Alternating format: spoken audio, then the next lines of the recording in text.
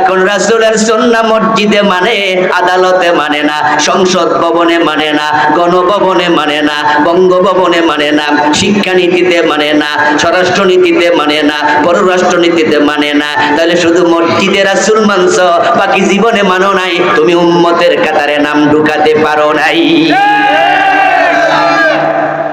BNP, Awami League, জাতীয় party, জামাত ইসলাম, নেজামে ইসলাম, যে দল করে না, সব দলের লোক মসজিদে ঢুকেছে, কেউ কিন্তু বাম পা দিয়ে ঢোকে না, ডান পা দিয়ে ঢোকে। তাহলে সুন্নাত মানে কার? রাসূলুল্লাহ।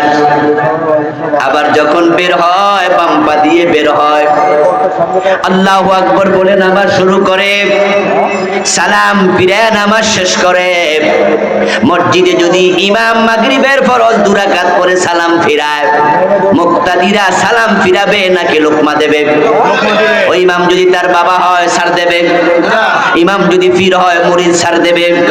দেখেন রাসূলের আইন, আল্লাহর আইন কেমনে মানে মসজিদে, বাবারেও ছাড়ে না, পীরেরও ছাড়ে না।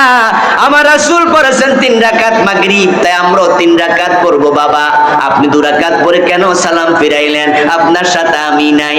ছেলে হইয়াও লোকমা দিয়া দেয়, পীর সাহেব রে বুঝায়া দেয়, আমার রাসূল মাগরিব পড়েছে 3 রাকাত, আপনি 2 রাকাত পরে কেন সালাম ফিরাইলেন? লোকমা দিয়া বুঝায়া দেয়।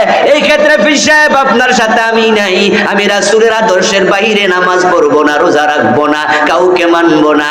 সবাই মসজিদে গেলে ইসলাম মানে, আল্লাহ রাসূল রে মানে, কিন্তু এই লোকগুলা আবার সংসদে কোরআনের আইন পাস হোক, দেশটা কোরআন দিয়ে চলুক, এই ওয়াজ শুনলে ওদের অর্ধেকের বেশি রাজনীতির গন্ধ তালাশ করে।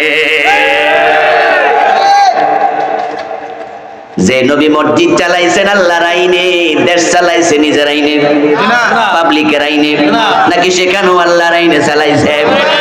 মদিনার প্রেসিডেন্ট মুহাম্মদুর রাসূলুল্লাহ সাল্লাল্লাহু আলাইহি ওয়াসাল্লাম মসজিদ যেমন আল্লাহর আইনে চালাইছে, প্রেসিডেন্ট হইয়া 10 বছর আল্লাহর আইনে দেশটাও চালাইছে।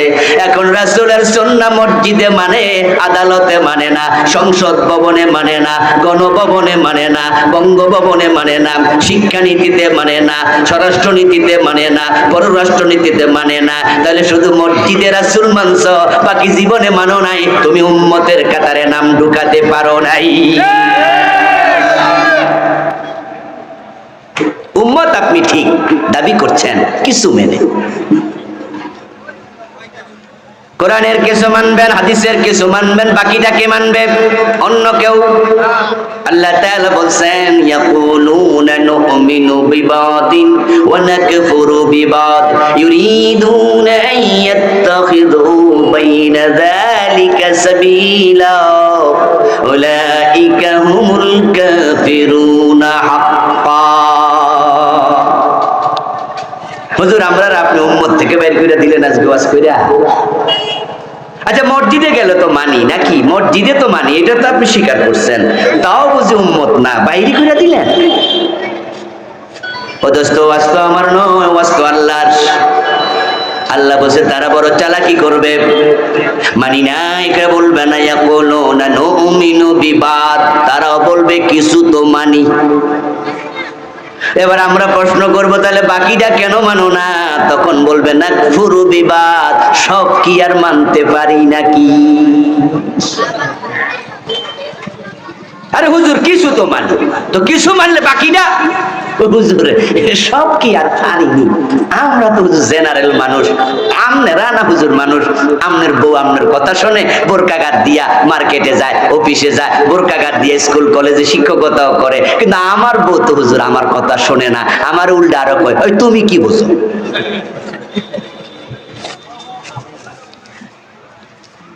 হুজুর সব কি আর পারি নাকি? আপনার মেয়ে বোরকা পরে স্কুলে যায়, মাদ্রাসায় যায়, আমার মেয়েটা যায় না। আমি বলেছি বোরকা পরার জন্য, আমার কথাই শোনে না। বেশি চাপও তো দিতে পারি না। এই যে বেশি চাপ দিতে পারি না, ওজোর দেখায় মেয়েটাকে বেপরদায় কলেজে পাঠায়, এমন দাড়িওয়ালা বাবাও আছে না? না, বেশি চাপ দিতে পারো না কেন দোস্ত? আমি যদি পারি তোমাকেও পারতেই হবে।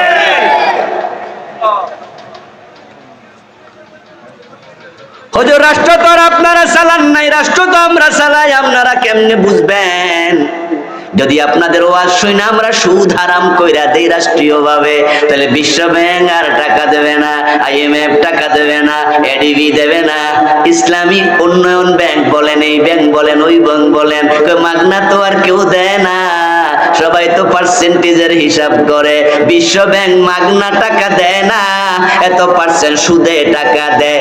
এখন যদি আমরা আপনাদের ওয়াজ শুনা বলি সুদ খামু না, সুদ দেবো না, রাষ্ট্রের উন্নতিটা হইব কেমনে? হুজুর আপনারা তো বোঝেন না, তাই আমরা নামাজ মানি, আবার সুদ একটু একটু খাই, আবার দেই। আপনাকে শয়তানে ধরছে, আপনি খোরা যুক্তি দেন, বিশ্ব ব্যাংকের টাকা আপনাকে চালাবে, ADB IDBর টাকা আপনাকে চালাবে, আপনার রাজ্জাক আল্লাহ, আপনি এটা কেন ভুলে গেলেন? আল্লাহ তো কোরআনে বলেছে, এই মানুষগুলো যদি আমার উপর ঈমান এনে মুত্তাকি হয়ে যেত, লাওয়ান্না আলাল কুরা আমানু ওয়াত্তাকাউ লাফাতাহনা আলাইহিম বারাকাতিম মিনাস সামাই ওয়াল আরদি। তারা ঈমান আনার পরে মুত্তাকি হইয়া অপরাধ যদি ছেড়ে দিত, আমি আল্লাহ তাদের জন্য আকাশ এবং জমিনে রিজিকের যত দরজা আছে সব দরজা খুলে দিতাম। রিজিকের মালিক কে? আল্লাহ। জোরে বলতে হবে, রিজিকের মালিক কে? আল্লাহ। বিশ্ব ব্যাংক না, IDB EDB না। হ্যাঁ, যদি IDB বিশ্ব ব্যাংকের টাকা সুদে না আনলে, তারা টাকা না দেয়, আমাদের উন্নতি দরকার নাই, আমরা কুড়ে ঘরে থাকবো, আমরা কুফির বাতি জ্বালাবো, আমরা দিনে প্রয়োজনে এক বেলা খাবো, তারপর হারাম খাওয়া যাবে না। ওই বান্দার আল্লাহ তাআলা তোমাকে তো ক্ষুধা দিয়া পরীক্ষা করবে, ভয় দিয়া পরীক্ষা করবে, তোমার জানমালের ক্ষতি দিয়া পরীক্ষা করে দেখবে তুমি আসলে ইমানদার কিনা। এমন আয়াত আল্লাহর কোরআনে আছে না নাই?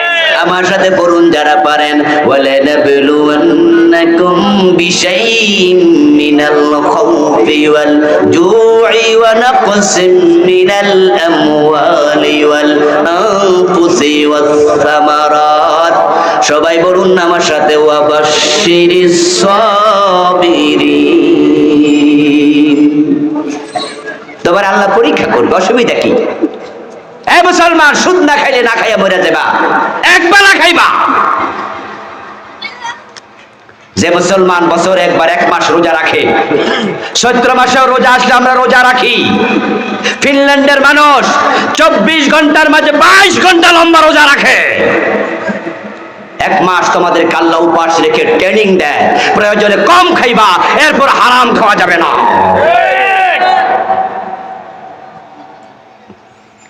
ইয়াকুলুনা নুমিনু বিবাদ, চালাক মানুষ বলো হুজুর কিছু তো মানি, ওয়া নাকফুরু বিবাদিন, কিছু হুজুর মানা যায় না তাই মানি না। আল্লাহ এবার বলছে শোনো, ইউরিদুনা আইয়াত্তাখিযু বাইনা যালিকা সাবিলা, তারা কাফের হয় না, তারা আবার মুসলমানও পুরাপুরি হয় না, তারা মাঝামাঝি রাস্তা খোঁজে। উলাইকা হুমুল কাফিরুনা হাক্কা, যারা কিছু মানে কিছু মানে না, আমি আল্লাহ ফতুয়া দিলাম তারা অরিজিনালি কাফের রয়ে গেছে, তারা মুমিনই হয় নাই। আফাতুমিনুনা বিবাদিল কিতাব ওয়া তাকফুরুনা বিবাদ। আল্লাহ অন্য আয়াতে প্রশ্ন করেন, তোমরা কি কোরআনের কিছু মানবা, কিছু মানবা না? প্রশ্ন করে কে? আল্লাহ। জোরে বলেন কে? আল্লাহ। আমাদের দেশে নতুন করে 560টা নাকি মডেল মসজিদ হয়েছে, আমি গণি নাই, হতে পারে সংখ্যা 560 হোক আর 600 হোক, হোক। এই যে মসজিদ বানাইছে এটা নিশ্চয়ই ভালো কাজ, এটা সরকারকে ধন্যবাদ দেই। বাইতুল মুকাররমে আপনারা দেখবেন ঈদের নামাজ 2-3 বার হয়, যদি বৃষ্টি থাকে তাহলে বাইতুল মুকাররম, না হয় হয় ঈদগাহে। ঈদগাহে বিশাল করে আয়োজন করে সরাসরি রাষ্ট্র অনেক ভালো কাজ করতেছে, কিন্তু সেই রাষ্ট্রকে যদি আমরা বলি আল্লাহর আইনে সংসদ ভবনটা চালাও, আদালতটা চালাও, তখন রাষ্ট্র সবটা মানতে রাজি হয় না। এই যে কিছু মানো কিছু মানো না, এটা আল্লাহ জানে। তাই 1400 বছর আগে কইছে কিছু মানবা কিছু কি মানবা না। এ জাতীয় যদি তুমি হও, তুমি মুসলমানই হতে পারবা না।